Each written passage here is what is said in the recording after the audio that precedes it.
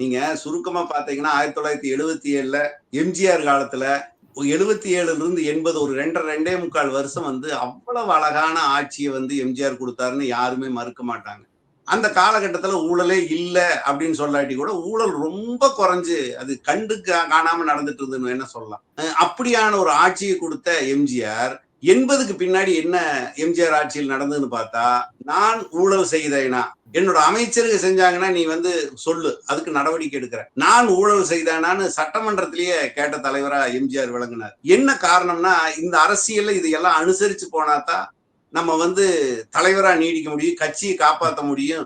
Cinema மாதிரி எல்லாம் அரசியல் அப்படிங்கிறது வந்து 1980ல அவருடைய ஆட்சி கலைக்கப்பட்டதுல உணர்ந்தவர் தான் எம்ஜிஆர். அந்த காலகட்டத்தில் உங்களுக்கு பாத்தீங்கன்னா சாராய கடை கள்ளுக்கடையை திறக்கவே மாட்டேன்னு தாய் மீது சத்தியம் பண்ணியிருந்த எம்ஜிஆர் சாராய கடை கள்ளுக்கடை திறந்தாரு. திறக்கிறதுக்கு முன்னாடி தமிழ்நாட்டில் இருக்கக்கூடிய அனைத்து கட்சி அலுவலகங்கள்லயும் யாருக்கு உறுப்பினர் சீட்டு இருக்கோ அந்த உறுப்பினர் சீட்டு உள்ளவங்களுக்கு மட்டும் சாராய கடை கள்ளுக்கடை லைசன்ஸ் கொடுன்னு ஓரல் இன்ஸ்ட்ரக்ஷனா தாசில்தார்களுக்கு போட்டார்.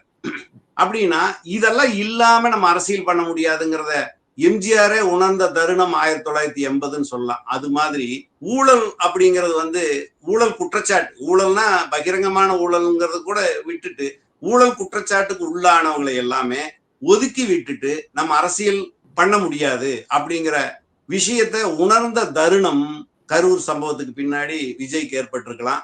அநேகமா இனி வந்து ஊழலுக்கு எதிரான பிரச்சாரம் வருது நடக்கும். ஆனா பக்கத்துல செங்கோட்டையன் மாதிரி இன்னும் 10 பேர்த்த கூட வச்சுட்டு நடக்கலான்னு தான் நான் நினைக்கிறேன்.